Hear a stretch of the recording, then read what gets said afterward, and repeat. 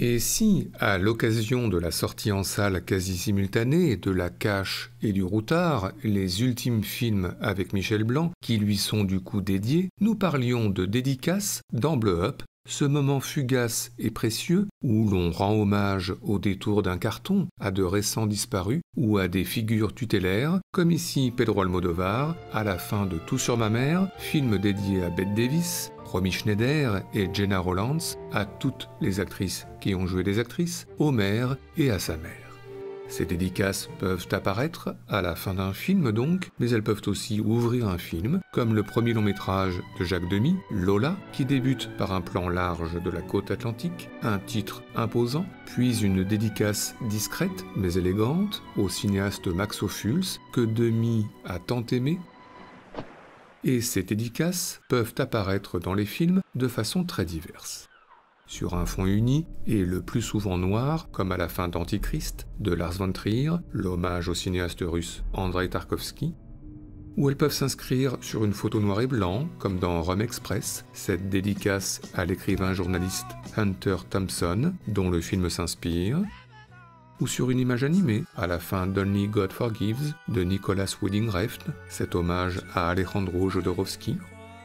Des dédicaces à un cinéaste unique, donc, mais aussi à un groupe de cinéastes, comme le propose Rainer Werner Fassbinder en ouverture de L'amour est plus froid que la mort.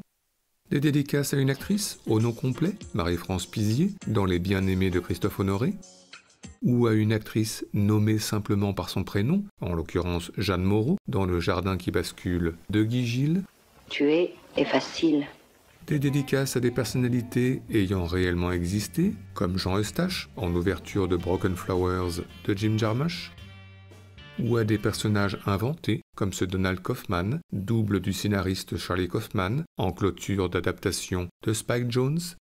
Bref, des dédicaces hommages, comme ici à Bourvil, dans L'Albatros de Jean-Pierre Mocky, ou comme ici à René Clément, dans Le Battant d'Alain Delon, il y en a beaucoup, racontant en filigrane une certaine histoire du cinéma, de quoi bien évidemment faire un petit point sur la question. Et pour commencer, ces dédicaces permettent le plus souvent de rendre hommage à des personnalités décédées entre le tournage du film et sa sortie. Ainsi 1984 de Michael Radford, que l'acteur Richard Burton tourne à la fin de sa vie, sera finalement son ultime film, d'où cette dédicace à la toute fin du générique. Ces dédicaces peuvent aussi concerner des compositeurs, comme dans Taxi Driver de Martin Scorsese, avec cet hommage au musicien Bernard Herrmann, décédé juste après avoir achevé la bande originale du film, ou ces dédicaces peuvent aussi concerner un producteur, en l'occurrence Don Simpson, à la fin de Rock, avec un plan de route plutôt paradoxal, horizon dégagé et dans le même temps ciel menaçant. Sinon, ces dédicaces sont d'autant plus émouvantes quand elles concernent des acteurs ou des actrices décédés très jeunes, fauchés dans la fleur de l'âge, comme Brandon Lee, mort accidentellement pendant le tournage de The Crow, film du coup précédé de cette sobre mention à Brandon Lee et à sa fiancée Eliza Hutton. But real love is forever. De même, Heath Ledger est lui aussi parti trop tôt, laissant notamment Terry Gilliam, orphelin de son acteur principal, pour l'Imaginarium du docteur Parnassus, film finalement achevé avec le concours de Johnny Depp, Jude Law et Colin Farrell, d'où cette dédicace. Et puis, Patrick Devers, début 80, s'est donné la mort juste après le tournage de Paradis pour tous d'Alain Jessua, d'où cette fin immanquablement marquée par l'émotion, une image arrêtée pour dire le temps figé à jamais, puis cette mention. Un Patrick Devers qui devait d'ailleurs, juste avant sa mort, commencer le tournage d'Édith et Marcel de Claude Lelouch. Il sera du coup remplacé par Marcel Cerdan Jr., d'où cette dédicace discrète au début du film. Ce qui nous amène au décès tragique de Gaspard Ulliel, auquel rend hommage Bertrand Bonello, proche de l'acteur, à la fin de son film La Bête, cette dédicace après les larmes de Léa Seydoux, elle aussi proche de l'acteur. ce qui nous fait penser au film d'Emilia Teff, Plus que jamais, le dernier tourné par Gaspard Ulliel, un film qui ne contient pas de carton dédicace à proprement dit, mais qui est dans son ensemble un hommage à l'acteur, ne serait-ce que dans sa scène finale, Gaspard Ulliel s'éclipsant sous les yeux embués de Vicky Krieps, elle aussi très proche de l'acteur. C'est que parfois l'hommage aux disparus ne s'écrit pas en un carton, mais se montre, et ce par l'intermédiaire de ce que l'on pourrait appeler un plan dédicace.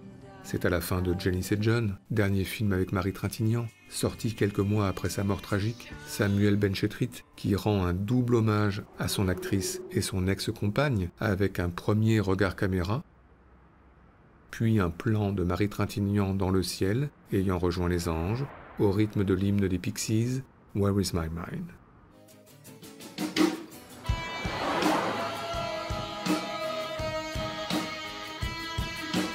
À part ça, la dédicace finale se transforme parfois en une séquence à part entière, comme dans Fast and Furious le 7e, endeuillé par la mort brutale de l'acteur Paul Walker, une disparition mentionnée dans cette dédicace certes, mais aussi et surtout précédée par cette scène finale, avec le reste du casting qui lui rend hommage sur la plage.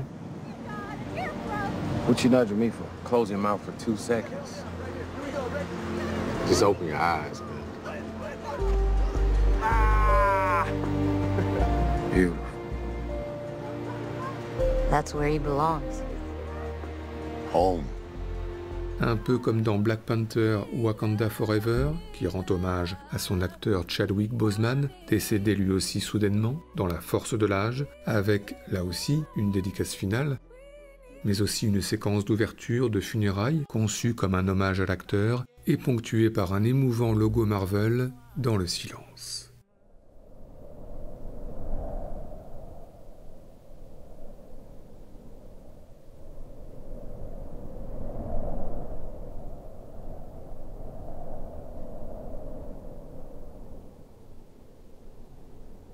Mais encore, eh bien, les dédicaces au cinéma permettent de rendre hommage aux disparus certes, mais également à des influences majeures, des mentors. Ces mentors peuvent être écrivains, comme Ken Kesey, pape de la contre-culture américaine des années 60, et qui a grandement influencé Gus Van Sant, d'où cette dédicace typo blanche sur fond bleu à la fin de Jerry. À part ça, ce mentor peut aussi être un critique de cinéma, comme le propose João César Monteiro au tout début de son film La Comédie de Dieu, dédié à Serge Danet, illustre critique au Cahier du cinéma puis à Libération, de même à la toute fin de Paris, Texas de Wim Wenders, après un très beau plan de route de nuit, la dédicace à l'historienne du cinéma Lotte Eisner, récemment décédée. Mais sinon, ces dédicaces à des mentors concernent le plus souvent d'autres cinéastes. Ainsi, Paul Thomas Anderson rend hommage à son idole Robert Altman pendant le générique de fin de There Will Be Blood. Tout comme Clint Eastwood, à la fin d'Impitoyable, avec ce plan de recueillement au crépuscule qui paye son tribut à Sergio Leone et Don Siegel, qui l'ont tant aidé et influencé à ses débuts.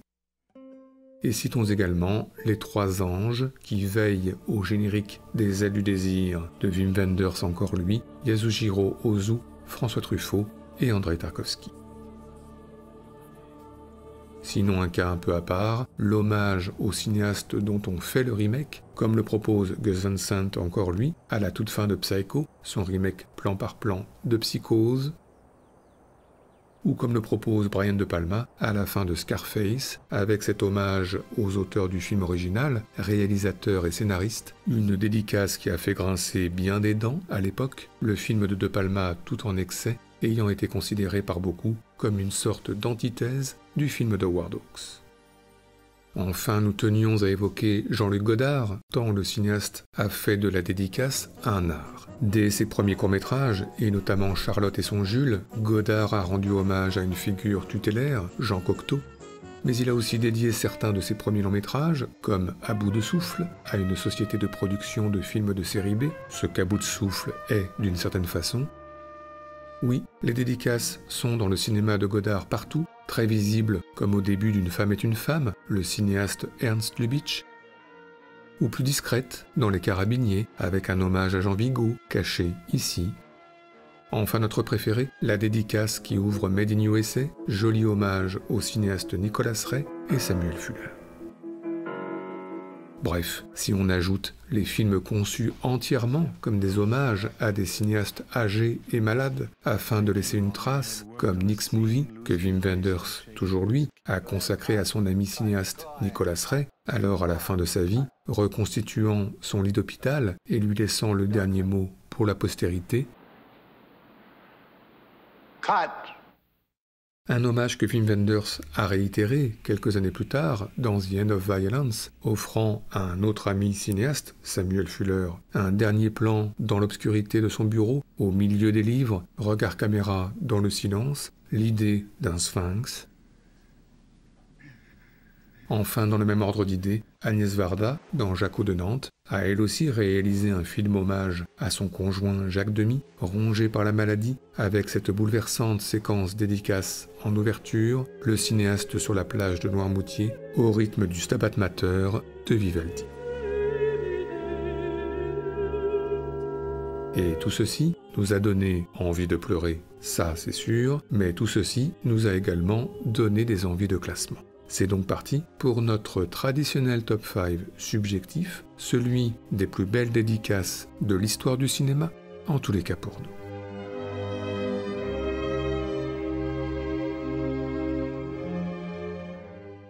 Notre numéro 5, nous évoquions dans notre introduction ces dédicaces à des acteurs décédés très jeunes, et nous avons gardé pour ce classement l'hommage à Guillaume Depardieu, décédé en 2008 à l'âge de 37 ans, auquel Benoît Delépine et Gustave Kervern dédient leur film Mammouth, mais aussi l'hommage à River Phoenix, décédé en 1993 à l'âge de 23 ans, auquel Gus Van Sant dédie son film Even the Cowgirls Get the Blues, deux dédicaces qui se font écho pour deux étoiles filantes parties dans le ciel bien trop tôt.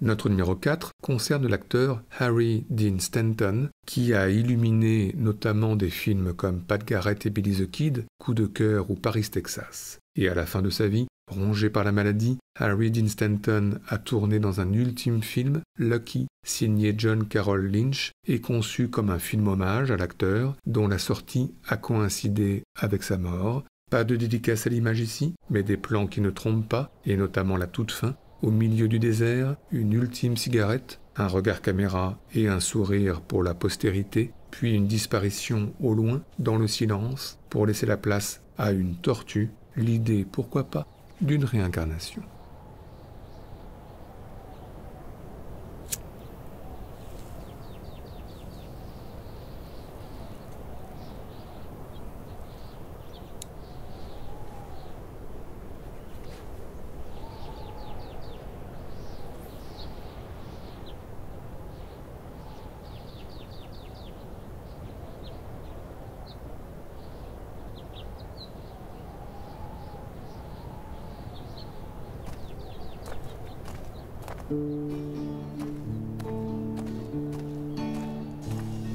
I stole the right to live as if there was no time. I stole the eyes of God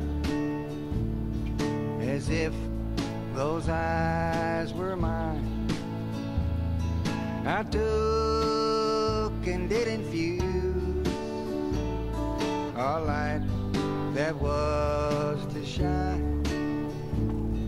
Oh, mercy, pity, I'm only traveling. I don't have no place to go. I walked the streets of gold and heard the silver tongue. I passed on satin silk and made my bed on stone.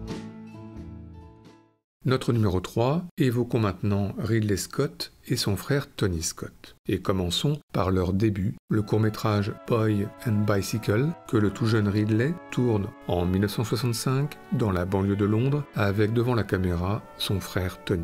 Un court-métrage tout simple, très modeste, qui a la beauté des débuts. Par la suite, Ridley Scott deviendra assez connu, l'un des plus grands réalisateurs hollywoodiens, multipliant les films spectaculaires à grand renfort d'effets spéciaux comme Alien, Blade Runner ou ici Gladiator, tandis que Tony Scott deviendra lui aussi, en parallèle, un réalisateur célébré, spécialisé notamment dans les films d'action. Et puis en 2012, l'annonce tragique, celle du suicide de Tony Scott. Alors Ridley, dans Exodus, qu'il réalise un an plus tard, va rendre hommage à son frère, à la fin de son film, avec une dédicace très sobre, très belle et très émouvante, après 2h30 d'une superproduction hollywoodienne faite de bruit et de fureur, comme un retour aux origines, à la simplicité et à l'intime.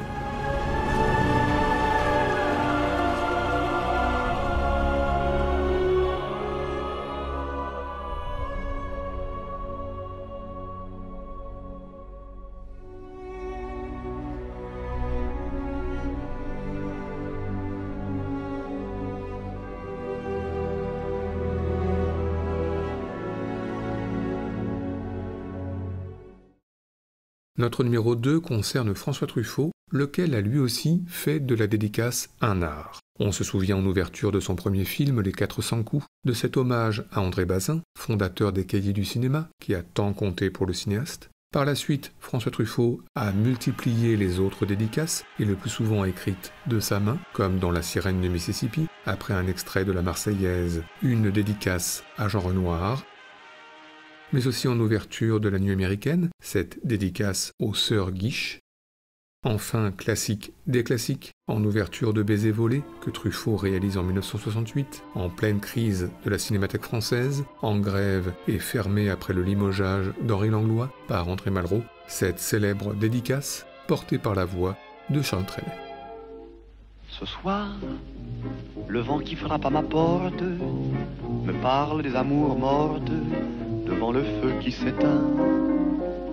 Ce soir, c'est une chanson d'automne dans la maison qui frissonne et je pense aux jours lointains.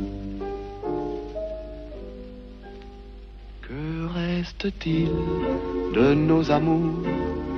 Que reste-t-il de ces beaux jours? Une photo, vieille photo de ma jeunesse. Enfin, notre numéro 1, nous tenions à terminer ce sujet par une légende discrète de l'histoire du cinéma, l'acteur John Cazale, lequel a sans doute la plus belle filmographie de l'histoire du cinéma, puisque Le Parrain 1 et Le Parrain 2, Un après-midi de chien et Conversation secrète, et enfin en 1978, Voyage au bout de l'enfer. Un film très particulier pour John Cazale, puisque l'acteur atteint d'un cancer n'a failli pas tourner dans le film. Mais Meryl Streep, sa compagne à la ville, Robert De Niro et Michael Cimino ont insisté et finalement convaincu producteurs et assurances, et ils ont donc soutenu et aidé John Cazale pendant le tournage. Ainsi, le film montre aussi, en filigrane, la mort au travail. Il raconte un deuil intime sur le tournage, d'où quelques plans que Michael Cimino a tournés pour rendre hommage à l'acteur, comme ce reflet troublant dans une vitre brisée.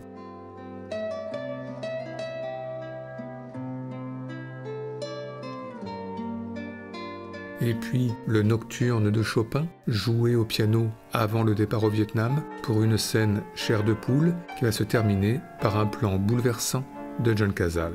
Voyage au bout de l'enfer sortira sur les écrans en décembre 1978, quelques mois seulement après le décès de l'acteur.